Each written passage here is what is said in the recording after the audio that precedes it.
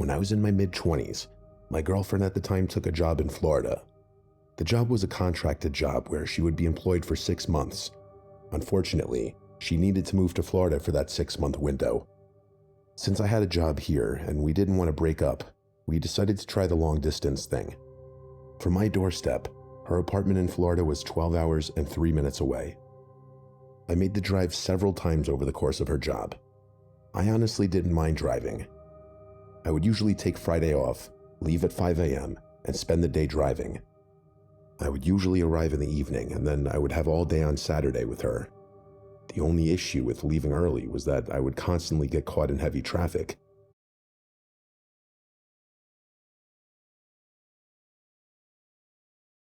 And that was always the worst. The last time I went to visit her before she moved back, I decided that I was going to leave Thursday after work and drive overnight. My logic was that the traffic would be far less annoying overnight. Early in my drive, I was convinced that I had made the correct decision. I ran into some heavy traffic at the beginning of my drive, but once the sun went down, traffic died right out. Once it hit 11 p.m., the traffic was almost non-existent. I was making excellent time on my drive. I don't remember the exact time, but it was at some point in the middle of the night. I could feel myself getting tired. That's the curse of working all day and then trying to drive for 12 hours. It got to the point where I became so tired that I started to doze off a little bit while I was driving. I was doing the classic head drop. It felt like keeping my eyes open was the hardest thing in the world.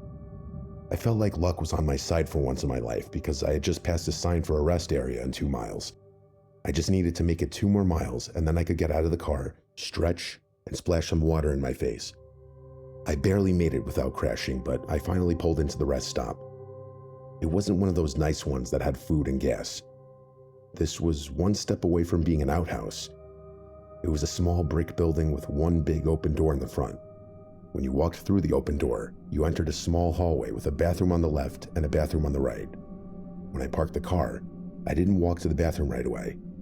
At first, I got out of the car and started to stretch and do some jumping jacks. While I was stretching, I noticed one other car on the far side of the parking lot. I couldn't tell if the car was empty or if someone was inside the vehicle trying to sleep. Either way, it was a rest stop, so I wasn't concerned about another car. A few minutes had passed and I made my way to the men's room. I was surprised to find that the door was locked. It wasn't like these were single toilet bathrooms, so I found it a little weird, but I didn't give it much thought after that. Since it wasn't an emergency that I used the bathroom, I walked back to my car and continued to stretch and walk around a bit. Roughly 10 minutes later, nobody had come out of the bathroom yet. I decided I was going to knock on the door and see if anyone responded. First, I tried to open the door again. I thought maybe I missed them walk out of the bathroom, as unlikely as that was since I didn't leave the area, but the door was still locked. I knocked several times on the door. There was no response. There was no sound at all. Since the rest stop was mostly empty except for that one other car, I decided to check the women's bathroom. When I attempted to open the door, it was unlocked. Before I continued to barge in, I started to tap on the door and ask if anyone was in there. Nobody answered. I entered the women's bathroom and I locked the door just in case someone showed up to the rest stop while I was in the bathroom. I didn't want them to think I was some creep in the middle of the night. I already felt weird being in the women's room, even when there wasn't another person around.